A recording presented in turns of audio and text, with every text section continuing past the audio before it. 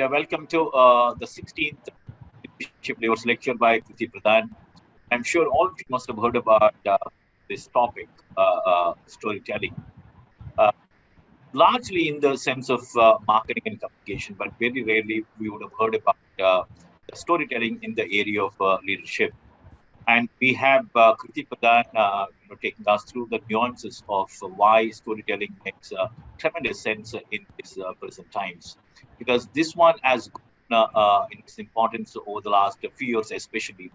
And since each one of you are aspiring business leader, it becomes all the more imperative that we pick up this beautiful skill. And Kriti Pradhan is an experienced communication professional with hands-on experience in internal, external, and digital communications. And she's a storyteller at heart and consistent learner. And she strongly believes storytelling is the most powerful way of seeding ideas and creating an impact in the minds of stakeholders. And she has had last year's 20 years of career in various companies, including companies like HCL, Nokia, GSW, DP Corp, and also Benedict Development Limited. And with her illustrious experience, she stood to take us through the nuances of storytelling for the out of leadership. What do you? Thank you so much, Dr. Nagendra. And it's a pleasure to be here. It's really an honor to speak to all of you who are leaders in their own right. And before I begin the session, and this is more of a conversation that I'm having with all of you. I think we all remember our grandma's stories. And, beyond that, I don't think I need to say anything about how important and impactful storytelling is, particularly in today's time. See, everybody wants to hear a good story. And, everybody wants to know the better it is described, the better it is told, the better we kind of retain it. But unfortunately, in today's time, when people, are really hard pressed for time, we only get that 20 or 30 seconds to actually tell a story in a very impactful manner where people retain it and absorb it. You look at the ads all across, from a marketing communication perspective, and you look at the advertisements, each is trying to create a space for themselves in the market, and particularly on specific days. So, for example, if you see today, which is Mother's Day, I think Dr. Nagendra, somebody is saying that the screen is not working. DV. I hope you're able to see. I hope you're able to hear. Okay, great. Thank you. So when you look, take the example today, which is the Mother's Day, and we are flooded with advertisements right now, each trying to grab our attention. And think which brand has been able to make an impact on you in that 40-seconder. And it's not difficult, and everybody's telling the same story, but it's how you tell the story is extremely important. It's how the consumer retains in their mind is extremely important. So let me present you, and I'm not going to make a very hopefully a boring presentation to you, but let me start with the basics. I hope you can all see the screen. Yes, Kriti, absolutely. Okay, thank you very much. So storytelling and the art of leadership. Now, when you think about leadership, what comes to your mind immediately? The 10 management tips for great leaders, a boss versus leader, what are the characteristics of a leader or qualities of leadership? If you've come for this session thinking that you're going to get all of this, I'm really sorry to disappoint you, because that's not on my agenda. My agenda is going to be more of a conversation, more of a storytelling, more about how I grab your attention and how I tell you 6 different stories about 6 different individuals who have given us and taught us the art of leadership, at least for me. But before that, I want to tell you about the 4 P's of storytelling. And this is very basic, but it's extremely important. When you look at a story in totality, what do you look at? You first look at the place where the story is happening. You look at the people who are surrounding the story. You look at what is the overall purpose. Why am I telling that story? And more importantly, what is the plot of the story? If you keep these four things in mind, then I think, from a narrative perspective, your life is sorted. And I'll give you an example how. In my first story, what do you see here? This is a broken wall. So hear me out. There were two kids, 9 and 11-year olds, who actually their father asked them to build a wall. It was a long wall. Every day after school, the kids used to come, build the wall, and it used to break. And every time it used to be either inclined, slanted, it wasn't up to perfection. This went on for a couple of months. And honestly, the boys got frustrated. So they went up to their father and they said, it's very, very difficult, extremely difficult to build the wall. And it is a long wall. What do we do? The father said, the problem is that you're looking at the wall in totality, in entirety. You're not looking at placing one brick at a time. And he said, now go back and start placing one brick at a time. The kids went back. They actually did that. They actually looked at placing one brick at a time. And then the father actually stood next to the kids and said, now don't you all ever tell me that there's something you can't do. And that kid, 11-year-old kid, was Will Smith. And that's the first lesson that the father gave through storytelling to the child. Forget about what has happened now, where Will Smith is, what is he repenting for, etc. But think the kind of impact the father had on that 11-year-old kid to build a wall and accomplish. So basically what he taught was that you break your bigger problems into smaller bite-sized solutions, because then it doesn't really become or stay a problem anymore. So it's extremely, so can you see the impact? If I would have just told you the statement here, and if I would have said, break your problem into bite-sized solutions, would you have ever thought about it or remembered it? But today, with the power of storytelling, I'm hoping that you would remember for life that it was a father who taught the kid to break his problem into bite-sized solutions. And he actually made that person do it, made that kid do it.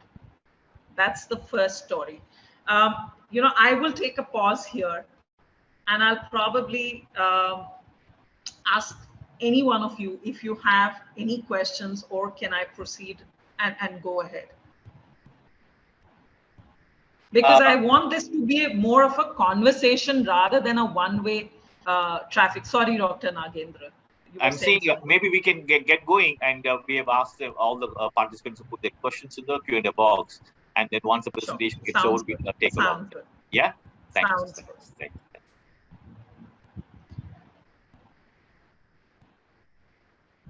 The second story is extremely interesting and very, very close to my heart. See, I love reading books, and I think I draw a lot of my inspiration from there. And one of the people who actually broke stereotypes long back was a lady who actually started working in films. And she carved her own niche because she did not have any support in the industry. She spoke to her parents. She came away from her family in Delhi. She came to Bombay. She became a little bit of success, and then she had a kid, out of wedlock. She had some, and if you read her autobiography, her friends actually said that we are ready to support you, but she said, no, I will do things on my own, and I will create my own name in the industry. After a couple of years, she realized she didn't have much work. So she actually tweeted and she actually asked for work. She did not have any inhibitions. She did not feel ashamed about reaching out for help. Today, she's one of the busiest actors that you can see. And she's a successful woman, she's a successful daughter, and she actually walks and talks the rules of the game. You know what she actually taught and actually taught me? That you should have fear of regret rather than failure. If she would not have the guts to actually tweet and request for work, she would not have been in a position today where she's amongst the one of the busiest actors in the industry. And I'm sure you would all agree with me. For me, story as part of storytelling and as part of the art of leadership, what is extremely important is that you should never have a fear of regret. You should have a fear, you should never fear regret. You should always think if you want to do something, you should always take that step ahead. If you fail, you will learn something from it. And next time you will start from that learning, but never have a fear of regret. That I'm sure a lot of you know about Trevor Noah. I don't know whether you've read his book, Born a Crime. I would recommend each one of you to actually read that book because it actually gives you important management lessons of how a kid, with the help of the values driven by his mother, reached where a lot of us actually dream or aspire to reach. He did not have money. He did not have money to go to school. His mother barely managed to send him to school. But his mother drove certain values in him.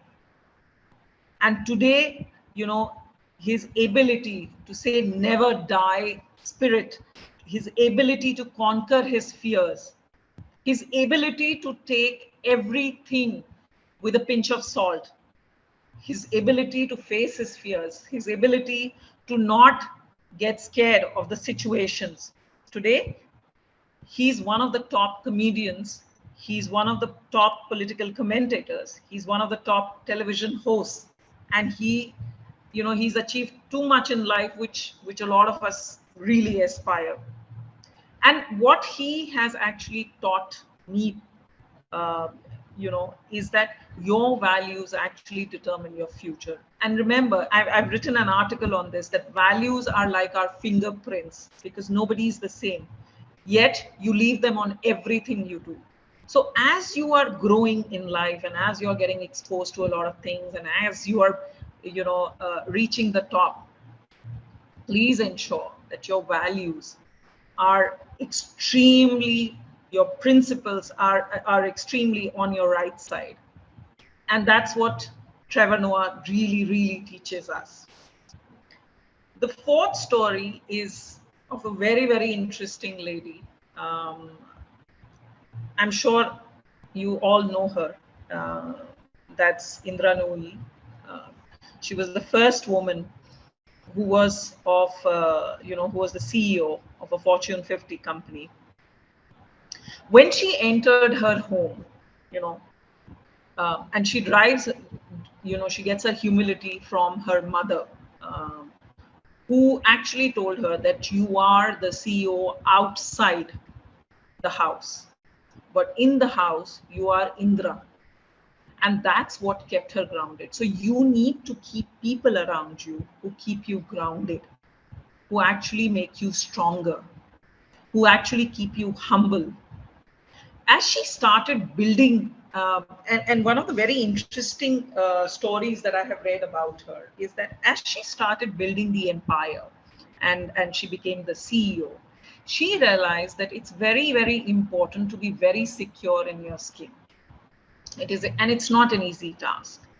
Um, because you know there are so many people in and around the corporate to actually make you insecure. And she realized that the only way she can be secure is that she needs to build an agile and grounded team around her. And at the same time, she needs to utilize the strengths of that agile and grounded team around her, which she really did, which helped her balance her personal and professional life. And today, what sets her apart is her humility. Because her mother taught her one thing very, very important, and which is, you need to be humble on your way up, because you never know who you are going to meet on your way down. So humility, empathy is something that you need to build as part of your leadership style. I've spoken about having no regrets, experimenting, but at the end of the day, it's the relationships also that take you forward. And therefore, it's extremely important that you build that as an important and integral part of your character. The next story is very interesting. I'm sure you all know Simon Sinek. He is an inspirational leader. He gives inspirational talks. Um, he's one of the highest paid inspirational leaders today. He's written several books, and he does a lot of these coaching sessions. But did you know that at one point of time, when Simon Sinek started, um, his manager doubted him for his capability, and he was constantly fretted upon, and he was constantly told that he was not good in his job, and that he really need to work hard. He need to prove his mettle. But one thing that separated Simon Sinek from the rest of the people is his ability to believe in himself, is his ability to understand, um, you know, that not one person defines you or defines your capability. You yourself know what you're capable of. And I always say that we should never ever think that, let's think out of the box. Why do we have the box? Why do we have to put a box in perspective? Why can't we just say, let's think beyond? So Simon Sinek has a very, very interesting story of why. Because the why part, whenever you ask the question why, the why will actually tap into the listener's brain, and that influences behavior. So, every company knows what they are doing, what are they selling, what services or products they are selling, how are they doing it, how are they different from their competitors. But the question is why. Very few companies know the purpose of why they do it. And that's called the golden circle model, which has been developed by Simon Sinek, which is a very, very interesting, influential theory of leadership. And I want each one of you to actually go back and read about it, about his theory of leadership, because that's really going to help you, because that's really going to help you find your purpose of why you are doing it, why somebody working towards a certain goal or a purpose. So, but coming back to the story, what his manager did, I think as a leader, it's very, very important for all of us to identify the strengths of every individual, because every individual is different. To identify and not become a deterrent. So don't let one person define your existence. Believe in who you are and why you want to go a certain path. Why is extremely important, and that why actually a lot of time helps us identify our passion. I had been working for X number of years with various companies, and I decided to kind of move out and work on my own. That why helped me define, saying that I need to move out of that organization structure and build my own organization. And which is why I work with a lot of companies now to help them build their brand. or communicate or work on their social media. What do you say? But why do you say that? What is your purpose? Which is extremely important. Um, this is the last story, actually, the sixth story. So hear me out. 11-year-old kid, father passes away. He has 3 more siblings to take care of. Mother is not literate but is making ends meet. His father, at one point of time, was extremely rich and he used to go to an English medium school. But after his father's death, the partner came in and he took away most of the money. And he had to be shifted to a Gujarati medium school. He slowly, realized when he saw movies, he realized that he wanted to be in theater and that was his calling. But his mother wanted him to become an engineer or a doctor because that was a respectful um, profession. And being from the Gujarati community at that point of time, it was extremely important. Still, he followed his heart.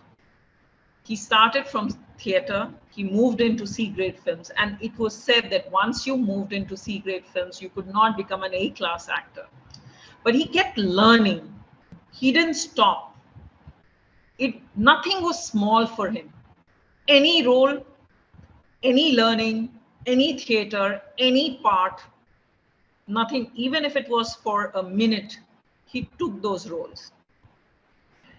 Slowly and steadily, he was actually, people appreciated him for his focus, for what he brought to the table. And 35 years after his death, they built an institute in Ahmedabad for him. That was Sanjeev Kumar. And what he said, and he constantly tasted failure, constantly, um, at various intervals. But what we learn, I feel what we learn from failure stays with us. Sometimes, yes, success also, but most of the times what we remember is failure. But that failure becomes a step towards success. Because the next time we start with learning, with experience, and we know what not to do. So my genuine request to all of you would be, one, whenever you have a problem, break your bigger problem into smaller solutions. Then it doesn't remain a problem anymore. Secondly, empathy and humility, make that your guardian angel or your wings. Um, give respect to people. That's one way of earning respect as well. Learn from your failures, because success may teach us, but ultimately it's, learn from your failures because they kind of get imprinted in your mind. And don't stop yourself from experimenting, because you should have fear of regret. 10 years down the line, if you sit back and say, oh, I wish, that is worse than failure. Because if you would have tried 10 years back, then you will be in a different situation in the next 10 years. That is extremely important. Stick to your values. In our life, we face a lot of situations. It's not easy to take decisions. I'm sure it's been the same with you. You guys have a lot of experience. But stick to your principles, stick to your values. That's extremely important. And more importantly, don't let one person define your existence. Don't let only your manager believe in who you are as a person, believe in your capabilities.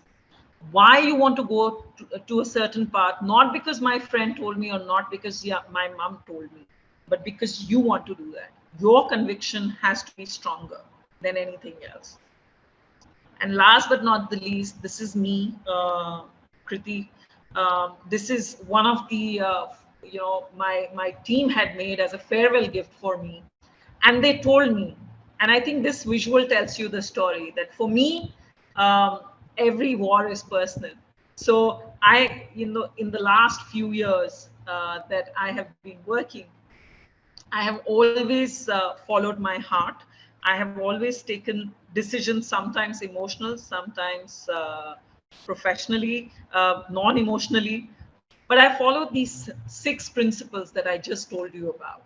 And thankfully, it's brought me to a place where, I'm happy, I'm proud to be the individual I am. And I think from a storytelling perspective and from a leadership perspective, I think it's extremely important. While I have shared my perspective with you, it's very important for you to kind of sit back and think of what you truly believe in and then take it ahead. So I stop my session here um, for any questions that you might have. Um, okay, so I can see a couple of questions here. It is told that leaders should be good listeners, which is very important part of effective communication. How do good leaders use both listening and storytelling? Should a communication start with listening or storytelling? Very nice question, AK. I think listening is extremely important because you understand different perspectives, because you can't really bulldoze your way around. However, I think as a leader, I don't know whether you've read this book called Employees First, Customers Second from Vineet Nair. So I used to work with HCL. And one of the things that he really impressed upon is one, that you should always listen. Second, you should follow the inverted pyramid uh, approach, which means I, as a CEO, will not have a solution for everything. So you must listen. You must think of probable solutions, and you must come with that to actually define the perfect solution that can be based on the conversation we have. So then that's the time, it builds such a beautiful culture in HCL that we all started thinking, we had a solution mindset. We stopped going to our manager thinking that he or she will have answers to everything. And we actually started thinking, okay, if there is a problem A, then what can be the solution B and C for that? So yes, that's extremely important. Unfortunately, your second question, how do good leaders use listening and storytelling? I think it's more to do with um, what you do. It's like a child, right? The children, when a mother teaches a child learns more from absorbing rather than what you're telling. A child learns more from seeing what you're doing, what the mother is doing, and absorbs that rather than what the mother is saying. So if a mother says, don't lie, okay, the child would say, okay, fine, I will not lie. But if the mother picks up the phone and says, oh, the dad is not here, but and the dad is home, which means she's lying, and the child picks that up. The same way, if a child, if in a culture, if the leader is actually walking the talk, that's the way the leader creates a culture and creates that kind of an orientation in the organization. So listening is extremely important. Storytelling is by the actions that a leader does. And that's how these people, and that's how the team understands. And the next time, Vineet used to actually have a solution mindset, and which is why he was able to create that solution mindset in the organization HCL. So it's not like he went to every employee, telling you should do this, or he actually asked. We had town halls where people asked him questions, and he said, have you discussed this with a solution with your manager? And he pulled up the manager there itself in the town hall. It was an open conversation, and that's the kind of leader you want. So I hope I've been able to answer your question here about storytelling and communication and the leadership part of it. Yes, DN, I would recommend Born a Crime by Trevor Noah. I don't say I'm a voracious reader, but I love to read a lot. And I'm absolutely in awe of Trevor Noah, who, despite a lot of problems, despite a lot of issues, and coming from Africa, he made it with absolute great conviction. And today he's ruling practically. So ST, thank you. I really, really appreciate. Katie, thank you. I see, good evening. Okay. Do let me know if you have any more questions. Um, Uh, I hope I won't. there's a question from Indramail, Kriti, and his question is how we should differentiate between manager and leader. Ah, okay. For me, a leader is someone who inspires, right? You look at the leader and you say, "Oh, I want to be like that leader." But more importantly, a leader is someone who actually walks the talk. Um, so when you are, it's very easy to sit down and speak. I always say that it's very easy to sit and speak, hard to stand and follow. Um, so leader for me is someone who's actually walking the talk. Leader for me is someone who's actually collaborating with the team and working with the team and then navigating the journey. So for me, President Kalam is actually the hero, or the leader. He was such an inspirational leader that he would always take a fallback. If there was anything that the team was not able to achieve, he was always in front. But when it came to appreciation, when they were successful, President Kalam always pushed his team ahead because he felt that it was extremely important for his team to get the appreciation there and then. So I think that for me is a leader. You can be a good manager, and there is nothing wrong in that. There is no right or wrong. You can be a good manager, you can be an average manager, but that's the differentiation between the leader and the manager for me. Okay, there's a question from Mr. Kaushik Shah, Kriti, and his question is why is it so that failure only strive for purpose or identity crisis? Um, Sorry. why is it so that failure only strives for purpose or identity crisis? And that's a question that, yeah. Sorry, I couldn't understand that question. Failure. Uh, I think what he meant, Kriti, is that why is it that failure only pushes us to strive for more for the purpose as well as that also at times creates identity crisis, the failure part. Creates, at times creates. Identity crisis. Okay. Um, you know, what happened? So you would have seen. Everybody knows Ramayana and Mahabharata, right? Um, if people knew the purpose, it's only when you look at Mahabharata, it's only Krishna who knew the purpose, right? Not the others. Um, so if you look from a mythology perspective, and that's why that whole question of why needs to be asked much before, rather than at the end of the story. Um, Krishna, of course, was God, and therefore he knew the purpose. And for me, Simon Sinek is God, and therefore he asked the question why. But I think it's very, very important, and you've asked a very important question here. That yes, when we are at the junction of failure, is when we ask the question why. I think it's extremely important whenever you start a journey to take two steps back and think, why am I taking this journey? Why am I starting on this journey? What is my end purpose? Where am I heading? So that and again, create milestones for yourself, saying that this is how I need to approach. So, for example, when I started, when I started my career, and I joined GTL, I honestly didn't have any purpose at that point of time. And I'm being very, very honest with you. I just wanted to do the job and go back home. It's only when my mentor and my manager, or I would rather say the leader there, uh, asked me, "What do you want to do, Kriti? Where do you want to go? What do you want to achieve?" Is when I started thinking of my purpose. I started thinking, what are my strengths? And that's how I took 10 steps back and said, okay, this is what I want to achieve, this is what I want to be, and therefore these are the small milestones that I need to figure out in place. So it's not just at the point of failure. I think it's extremely important to learn from others' learnings.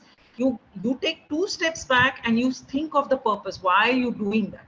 And that's when you get your answer. But again, having said that, everybody's journey is unique, everybody's journey is individual. You can have learnings from others' journey, but you can only create your own path. That's what I truly believe in. Thank you, Kriti. There is a question from Deepak Tyagi, and his question is how leaders should control the emotions while handling the teams at different and difficult situations. Thank you, Deepak. Deepak, please don't move away from the emotions. I told you, empathy is extremely important. I think what you need to do is, as a leader, have a very unbiased opinion. And I'll give you a very simple example. I hope you will remember. A lot of people watch, uh, a lot of people at home, they will sit down and then have a conversation. Do you know this one said this? And do you know this one said that? And it happens to each one of us.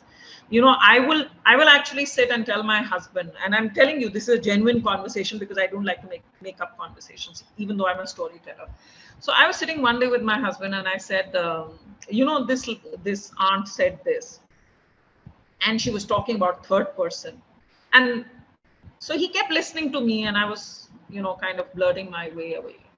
And I said, but have you heard both sides? Because there are two sides to a coin, right? This one is telling you her part of the story. You don't know the other part of the story. And that got me thinking genuinely, saying that even as a leader, you know, there are two parts to a story. Yes, keep your empathy in place, keep your emotions in place, because that's how you develop and strengthen people relationships, right?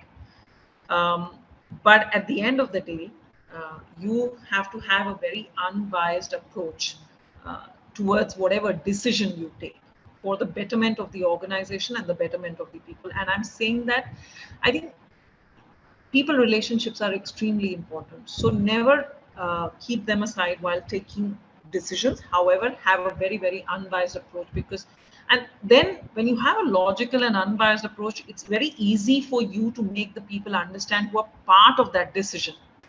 And I'm saying that with conviction, because with each of my managers, it's been 21 years. I'm in a very, very strong relationship with each of my managers, even till date. Because while they took some decisions which were hard, they always kept me informed of the decisions that they were taking, and I was part of the decision. So I was part of the conversation. So while the eventual decision is by a leader, but at the end of the day, when you're part of the conversation, you own that decision as well. I hope that answers your question. Yeah, must have. And this is the two questions from Mr. Nishant Ranjan, Kriti. And his first question is he wants to know more about the listening skills. That's the first one. He And the wants to second, know about skills. more on listening skills. Okay. That's one. Okay. And the second one is, storytelling can improve business communication. How top companies use storytelling to derive results. Thank you, Nishant. Nishant, thank you so much. That's a very good question. See, listening is extremely important, because unless, it's very easy to kind of bulldoze your way through and kind of make your points through. And, but unless you listen to different perspectives, you're like a frog in the well. And sometimes, simple things uh, may not come to your mind and make come to somebody else's mind, and therefore it's extremely important to hear different perspectives. um, so like you said, listening is extremely important.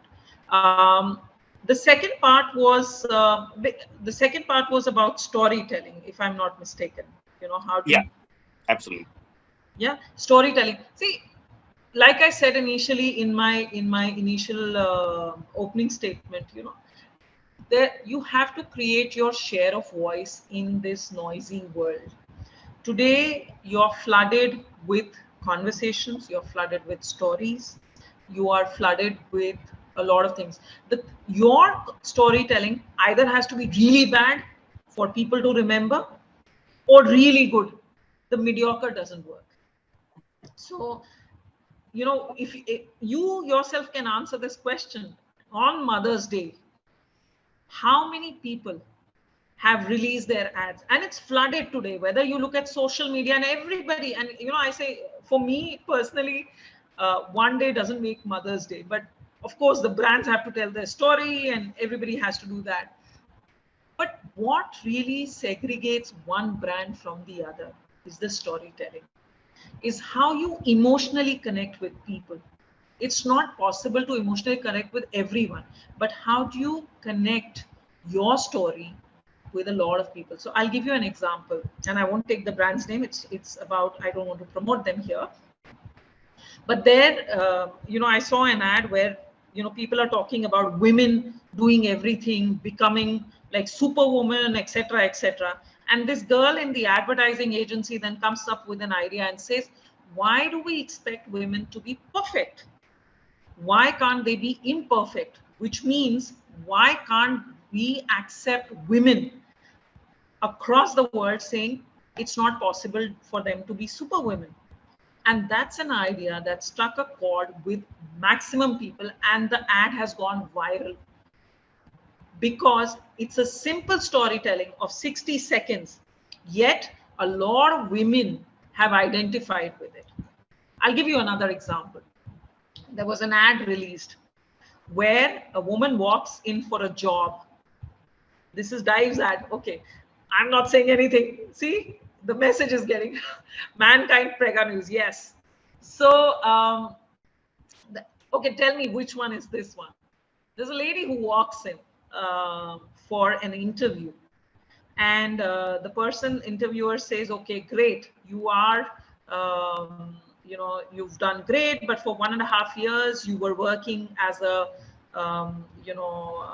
high intensity job. Why are you leaving that? Superb. I think you've got it, Tanishki. Yes, absolutely. Because the lady then said she was looking after her child and she was actually doing that. Absolutely. So see, I don't even have to say how storytelling is making a difference. It kind of retains in your mind. It's how you tell the story in that 60 second with the right impact, with the right emotions. And that's how you segregate your brand from the others. And I'll tell you, when I was in BCCL and this whole COVID thing had started, um, we actually created small booklets for people, and I created digital booklets for people saying, how do you protect yourself in office when you're rejoining? How do you protect your loved ones when you are outside? So I created different scenarios. It kind of connected with the people because they said nobody is thinking right now from a people perspective. And here we were thinking from a people perspective, saying, how do you protect your loved ones? Simple things like, how do you put the mask? When you're traveling, what do you do? How many people in the car? Now, some people might say these are very, very simple things, but sometimes simple things don't really come into our mind. It's how you put it simply, crisply, is when you reinforce the message. So yeah, Tanish, perfect. I think all of you, yes. Thank you, Kriti. This is a question from Mr. Ashish Moitra. And his question is, success and failure become day and night, as in the present context. In life, when we grow older, many times with experiences, failures also become autoimmune. How to overcome that situation and make ourselves on track? Thank you, Ashish. Ashish, thank you. Good question about success and failure. I always say there are two sides of a coin. And, unless you taste success, uh, unless you taste failure, you're not going to enjoy your success. And similarly, unless you taste success, you'll not be able to face failure. That's how I truly believe in. Um, I remember a time when, and I'll again give you my own example. Um, I tasted failure a lot, especially after, sorry, just my battery is running low. Let me just.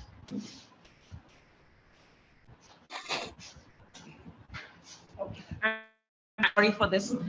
So after I moved to Bombay, and I was on a maternity leave, and this is something that I've written on LinkedIn also, about my experience, especially when I saw this Tanishq ad, and I tasted failure at that point of time, because a lot of people asked me this question. They said, "Oh, you 1.5 years, and you were not in the corporate scene, so very difficult for you to come back." And I was rejected purely on that, not on my capability. There were companies that offered me the same remuneration, saying, "Oh, 1.5 years you were not in the job, so we will take your last salary as whatever." That was failure for me. But I think what really helped me at that point of time is my one support, which is extremely important, from the family, from the friends, to say this failure doesn't define you. My manager, ex-managers whom I'm in touch with, which I say, which is where relationships are very important. This doesn't define you. Because I've never reached out to anyone for help saying, "Can you put in a word for me? Can you do that?" Because I love, today what I am is because of uh, the experiences I've had and the learnings I've had. And somebody asked me in an interview once, "Would you change something?" And I said, "No, I don't want to change any of my milestones, because I am who I am, because of these learnings and experiences." And therefore, a lot of failure. But when I got the JSW job after that, I can assure you that the feeling of success was immense, and that was truly my own. So success and failure are two sides of a coin. They have to be balanced, but you have to be mentally extremely strong, and you've got to have a very, very strong support infrastructure. When I say infrastructure, means your family, your friends, your entire ecosystem, to keep telling you that one person, one job, one failure does not define you. You are much beyond that. And I hope that answers your question. Okay, so we have the next question, Kriti, and this is from Mr. Kaushal Shah. And his question is something to do with empathy, by the way. His question is, as per Forbes magazine, empathy is a very important element for leaders in 2021 or 22, all the years 41. If you can share one good story around empathy practices of great leadership. Thank you, Kaushal. Okay, so top of my mind, there's something which happened with someone else, and like I said, I love reading a lot. So there was this lady who was working in an organization. I won't take that lady's name.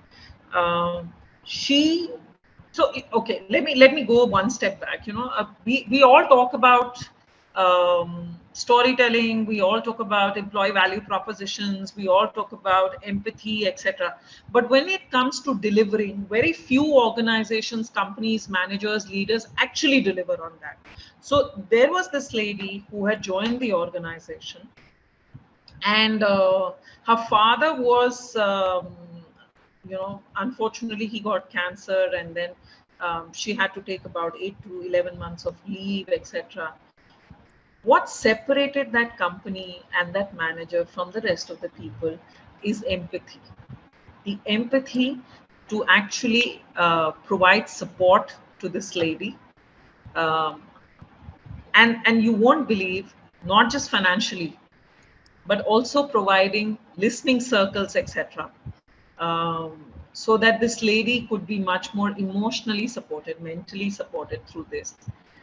And today, she is a loyal uh, brand ambassador, okay, of the organization, who has shared her story on social media, saying, "I don't think I could have asked for a better organization than this, and a better leader than this, who actually stood by me in really trying times." And when it comes to family, I don't think there is any question around that. So I think, from a from an empathy perspective, it's not always viable for the company to take that kind of a decision. However, I think what a leader does at that point of time is extremely important. And it just cannot be, it doesn't have to be in terms of just providing leaves, etc., but being there for the person, just picking up the phone and saying, I hope you are fine. I know you're going through a lot, but I think it's important that you can reach out to me whenever you want. um, and that is what, and to answer the question which was asked much before, that is what separates a leader from a manager. When just think about that. We had in BCCL, and I'm not kidding, okay, we had people working 24/7 in factories. So when they came to me for a reward appreciation program, and people were working from home and their families were there, I said, let's do one thing. Let's get the head of operations and the CEO, Mr. Shivakumar, okay, Sivakumar. Let's get them on a Zoom call with the employee saying, you've really worked hard for the last X months, and let that be said by these leaders in front of their family members. And I can assure you, we sent a letter, we sent a gift voucher home. But what that call did, Zoom call, a video call did for the employees, was not what the voucher did. So that is empathy. That is when you make, and a lot of people say, oh, these are tested things and we don't really have to do this. A lot of companies have done that. No, doesn't matter. At the end of the day, it's the people's story, it's the impact that you have on people's life. Imagine your mother feeling proud, saying, my son is being appreciated by the CEO, or your daughter feeling proud because it's being said in front of your children. It just makes a huge level of impact. So we need to think from an empathy perspective in different scenarios. In fact, I hope that answers. Yeah, in fact, Mr. Avanish Kumar has given a beautiful example of Gandhiji going around India and giving up his clothing without the clothing of an average Indian, thus winning the heart of million. Thank you, Avanish. Thank you. And the next question for you is from Swati Bansal Kriti. And her question is, why storytelling is considered best style and how to groom that skill? Sorry, why storytelling is? Why storytelling is considered best style and how to groom that skill. Thank you, Swati. So, thank you, Swati. I think storytelling, we've been doing storytelling since the session started. So I hope that answers your question. I think storytelling, the simpler you tell the story, the crisper you tell the story, without any jargons, is what gets retained in our minds. And I always say that I still remember my grandmother's stories because she used to tell those stories at night, and before going to bed. And those stories, whether those are mythology stories or the rabbit and tortoise story, ki kaun jeeta kaun hara, who went first, they're still imprinted, and somewhere you kind of take that. When Vineet came out with his book, Vineet Nair, and I say Vineet because he used to always say that first name basis. So when Vineet came out with his book about employees first and customers second, and again, that is a book I would recommend each one of you to read. I've read it. It was not truly about, you put the employees first and then you have the customers, because that's not how a business functions. But that was part of storytelling. He wanted to basically say that when you empower your employees and when you give them the right tools and when you take care of them, they take care of the business. So that was the whole perspective. And within that, he gave different stories about how you invert the pyramid, how your CEO doesn't have solution, etc., for everything. So that is why storytelling is very important, because if I tell you a management lesson and I give you a philosophy, after a point of time, you'll actually close the book. For example, I don't read Arundhati Roy's books because every time I want to sleep, I just read one chapter and I go to sleep. It's that way for me. But when I read an autobiography of Sanjeev Kumar, or I read Simon Sinek, or I read the Harish Bhatt 40 stories about Tatas, because they're so short and crisp, I think I kind of retain them in my mind. That is the power of storytelling. And as far as how to groom it, it's very simple. Um, One, think about the 4 P's that I spoke to you about. I think it's very important to plot that in your mind. Why are you telling the story? So 5W1H, think why, what, when, where, how. You start thinking from that perspective. And more importantly, pen it down. Because a lot of times what happens that we kind of think in our mind and we don't um, we say, okay, we'll do it. You won't believe, for this presentation that I did, I actually did a mock with myself and I said, okay, how do I do it? And I knew I would finish the PPT in 30 minutes. But for me, those 30 minutes were critical, that I leave an impression in your mind that you would not say, oh, it was just a 30-minute session. No, I'm hoping that you gained something from it. For me, those 30 minutes were important. It's not to finish 45 minutes or 60 minutes. So for me, storytelling is extremely important from that perspective, and you can easily groom it, provided you think of 4 P's, you think of 5W1H, and you also think of penning it down. Okay, I think we are having a few more questions, Kriti, and then with your permission, maybe let's keep going to the extent that we can accommodate. Sure, Dr. Yeah, this is Nagendra. a question from Anuj Kohli, and her question is, what could storytelling do if there is a manager who is biased and reacts to his subordinates with prejudices? Thank you. Wow. All of us have faced this. You know, people are easy um, to decipher. Um, and not always will you get situations which are conducive, and not always will you get people um, who uh, who align with you. Now there are multiple theories around it, right? I don't know if you have read about Dr. Brian Weiss, who says that when you have an instant like or dislike to someone, which means it's to do something with your previous birth, and maybe you didn't get along well with that person, but it's not as simple as this. It's much more detailed that Dr. Brian Weiss explains.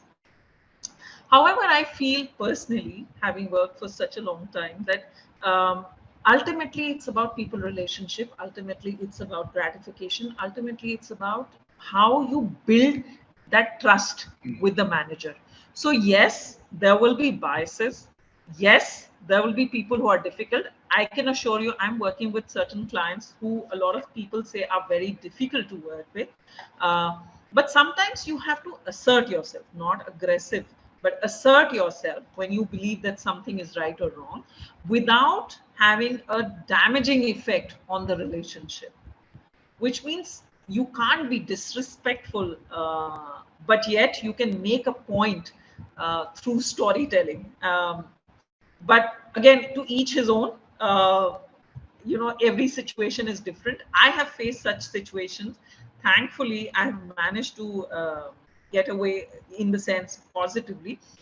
I'll give you an example. When I joined JSW, I worked with Mrs. Sangeeta Jandal, and I got an opportunity. But it's very difficult to get trust, to to develop that trust with the promoters. It's not easy. And when I didn't just go to her and started doing it. I actually did some work which she found of good quality, which I knew she would appreciate, and which was extremely important to her. And then I revived the whole in-house magazine. So I'm giving you a very tactical answer. I revived the whole in-house magazine for them, which had been dead for almost 5 years. Revived their website and things like that. And then the trust developed. And today, thankfully, that trust is still there, and that relationship is still there. So to each his own. You have to find your own path, and you have to figure out your own navigation there. Thank you, Kriti. This is a question from Mr. Pankaj Singh, and his question is, how to use storytelling to build stronger remote teams in the new normal. Thank you, Pankaj. Oh, okay. um I've been doing that when I was remote working in BCCL, and in a publishing in a publishing industry, it's absolutely no that you don't have remote working. So that was the first one. The second is, I think at the end of the day, it's all about getting down to the level and understanding what the other person wants rather than pushing your way through. You have to understand the needs and wants. So for example, if somebody will we get the certificate of participation? Okay, I'm sorry. At the end of the day, what is important is, a lot of us try and push thoughts. We try and push a lot of things to people without really understanding whether the other person wants it or not. When it comes to remote working, I think as leaders, you already know, you empathize with the person and you know what the other person wants. If the person is wanting A and you provide B, it's not going to develop a relationship. So you need to first empathize, you need to first understand what the other person wants, deliver from that perspective. Do simple things. Pick up the phone, do a virtual coffee session. We've done that. Do virtual coffee sessions. Just sit and hear the person out. Each one is battling a different, is going through a different struggle, which we think ours is the most difficult struggle typically. But each one is facing different battles. If we just start empathizing and we just start understanding what the other person is going through, even if we can't help, if we just lend an ear, I think that does the work. Because ultimately, it's all about people. And if you know how to manage people, whether it's a biased manager, whether it's a different, uh, you know, um, difficult person, it's not going to be a cakewalk. I can assure you that. But it's definitely going to be much easier. Here, the art of listening is extremely important, which somebody had raised at some point of time. Why is it important? Here, don't push your way through. Understand what the each one is going through, and then give your perspective. Again, don't push your decision. Give your perspective. That is extremely important, because it's important that you build relationships and you strengthen relationships. So my suggestion would be empathize, build, collaborate, tell people that they are part of the decision making process and not just implementing those decisions. That's when you take people together. I Thank think you, we're at Kriti. 7:03. Yeah, maybe with your permission, I'll take two more questions if that's okay with you. Please, Dr. Nagendra, I'm happy. Great. This is actually not a question from somebody, but then it's a interesting comment or perspective from Mr. Sumit Sen Gupta. And what he's sharing is that you should have strong mind and heart to face all situations. I agree with your views on success and failures. The strong mind and heart comes from self-realization, self-confidence, and self-respect is also very important. Thank you so much. Very. Sumit, really, really nice statement, but like I said, for a strong mind and a strong heart and for self realization, you need to surround yourself with the right kind of people. So that is extremely important. Your ecosystem is very, very important. I can assure you, the kind of failures I've gone through, it's I have been strong enough to face them because of my support system all around, because it's not always easy. So thank you so much. I think self-confidence, self-respect is utmost, no questions about it. No questions about it, Sumit.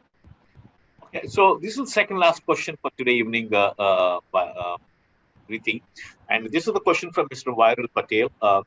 And his question is, art of storytelling eventually is a success when you are able to connect people emotionally. That impact happens when you have actually practiced more than preaching. But in your early careers, how do you materialize this unless you have enough successful stories to share? Thank you, Viral. Or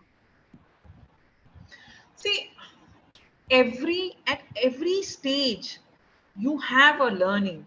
And so for example, when I had 5 years of experience, my learnings were different because my thought process was different. And for me at that point of time, my problem statement seemed humongous, was of a different nature. But so I'll give you an example. I used to work in a company um, where I had joined the Copcom team, and they had primarily taken me because they wanted me to sort their um, issues with the finance CFO. Because our bills, Copcom bills were pending. There was a lot of tactical issues, and I was hardly 3 years into my career, and but when I went to the CFO, and that time that seemed humongous problem for me, because I had a target, I had to finish, I had the books had to be closed, the vendors had to be paid, and CFO was creating a ruckus and everything, and papers were not in order. So while on one hand I was trying to sort out the vendors, on the other hand I was trying to influence the CFO. Very genuine guy, I'm still in touch with him, awesome person, he's a VC now. Um, but when I used to go to him, I realized that, me taking an upper hand is not going to help him, which was being done by a lot of people in my team, Popcom head and everybody. So I actually went to him and I said, "Sir, I have a problem. Can you please help me?" That did it. My whole team actually said that in 5 years' time, we've not had the CFO actually call and say, because you need to reach out. It's like how Neena Gupta reached out and said, "Boss, I have a problem. I don't have work. Can somebody give me work?" I reached out to a CFO and I said, "Boss, can you please help me? I'm very new in this thing and I don't know anything." So, so at that stage, my storytelling was different. And cut to the next part where I was with JSW, my storytelling was different. At HCL, my storytelling was different. When my boss said, "We don't have the budget, but you need to get people from the campuses so that we are able to engage with them and we are able to build a strong pipeline from an acquisition perspective." There, when I went to the campus and I made presentations about HCL culture, I engaged them. It was a different storytelling because my problem was different. But I was able to build that. I was able to build. BPO was a stopgap solution for people and still is. It's not seen as a very respectable industry. But I was able to build that storytelling there, that you are part of HCL Technologies and not HCL BPO only. You will get the same propositions that any employee gets in the organization. There the story problem statement was different and storytelling was different. And now to BCCL, where the problem was different, problem statement was different. So it's very interesting when COVID stuck, and this is the last, sorry, I'm giving an example about BCCL because I feel strongly about the organization. The marketing team, so we actually went down on the numbers in terms of newspapers, and the marketing team went ahead and spoke to celebrities, etc., and there was a lot of marketing exercise which was happening, and people were actually putting up their photos reading newspapers are safe, nothing about COVID, we fumigate, etc. I went to the head HR and I said, why don't we use our internal brand ambassadors to say, and our leaders to walk the talk and say the papers are safe, we are reading it as employees and as leaders. And you will not believe the kind of impact the storytelling had when Sivakumar actually put out a video with a newspaper in his hand, when the brand head put out a video saying, I'm Chatterjee, it said, I'm reading this newspaper, it's absolutely safe. It has a different impact from a storytelling perspective because you own that product, you're using that product, and you are endorsing that it's absolutely safe, which was the case. And then the consumers start. You have celebrities and ministers, yes, they will influence, they are influencers, but it's only when you own up the product is when the difference is there. Thank you. This is a question from Akshay, and this is the last question for today. Okay. And a fairly long question, by the way, but interesting question from Akshay Bulbule. And his question is, as a leader, you will be in a position to take spontaneous decisions on a day-to-day basis. During those moments of challenges during the day, can't consciously think about the principles that guide you in general. So is leadership something that has to be in your inherent? Should the decision making come from your subconscious mind, or do you train it day in day out consciously to a point that after a point, it comes naturally to you to take the right decision spontaneously. Long question, Akshay, but interesting one. I hope I'm able to answer that question because, I feel that there are certain intrinsic values that you're born with, or characteristics that you're born with. And um, not everybody can be a good orator, not everybody can be a good presenter, not everybody can be a good listener. You always have to groom yourself. You always have to subconsciously think of developing these aspects and characteristics. And like listening, empathy, understanding different perspectives, etc., are very important. There are a lot of times that people say, "Are wo to," that person reacts. As a leader, you have to subconsciously groom yourself to not react, because then you will not have the power of listening to others' perspectives. You have to absorb. You A lot of times you'll hear, "Oh, that manager, he passes on the whole pressure." Manager or the leader is supposed to take that pressure and not pass it to the team.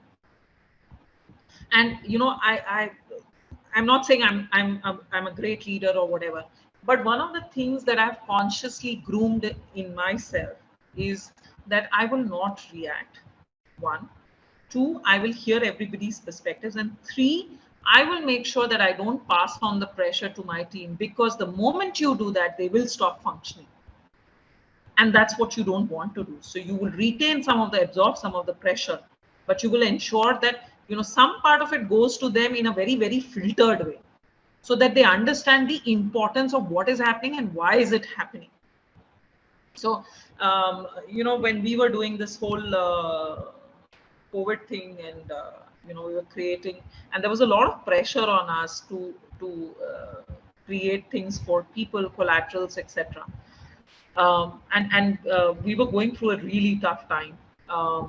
My job was to absorb most of the pressure and to navigate my team and tell them, this is how we'll design it, this is how we'll do it, and then consciously ensure that we went back with a really good quality product back to the management.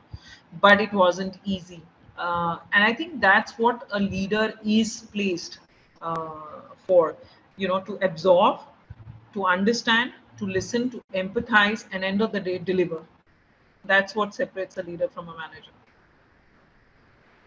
Thank you so much, Kriti, and extremely sorry for overshooting your time, but No, that's my wonderful, pleasure, Dr. Nagendra.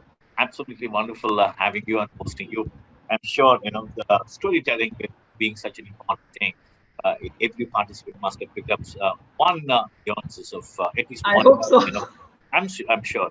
But yet, sure, just to with your permission, let me share with you one perspective, if it's okay with you, Kriti. Please, please. When Howard Schultz was about to start his beautiful company called as Starbucks now, and I'm sure all of us know this. He was Yes. sitting in a restaurant, and then somebody came up to him, asked him his vision or the purpose, as like you said, and he immediately said that I want to make this one as one of the fastest ever company to get into ropes. This 100 is one of the brands in the shortest possible. And as usual, people laughed at him, and people asked him, "Do you think you can do it?" He said, "We are not in coffee business serving people, but we are in tea business serving coffee." And Awesome. I know that actually, because for us, I know the storytelling is like you rightly said, from the beginning, I think your inaugural statement was how we are connected to our grandma's stories and other stories, on the grandparents' stories. I think they continue to act as a beautiful and very powerful characteristics or knowledges that serve as a very strong reference. And I'm sure, all of our participants, have picked up something or other and the facet of storytelling which they'll be using for careers. Thank you so much, Kriti, for your time, and especially on a Sunday Thank evening. you. And happy and wonderful Mother's Day to you and all of our Thank you so wonderful much. participants who is here. And once again, thank you so much from all of us, Kriti. Thank you so much. Thank you so much. It's been a pleasure, and I would be happy to connect with them offline as well. So I'm there on LinkedIn. If anybody wants to connect, please be happy. Reach out for any questions, queries, clarifications, and your points of view. I think it's very important. But more importantly, Dr. Nagendra, thank you for having me here. The kind of questions that have been put across to me, it's also made me think.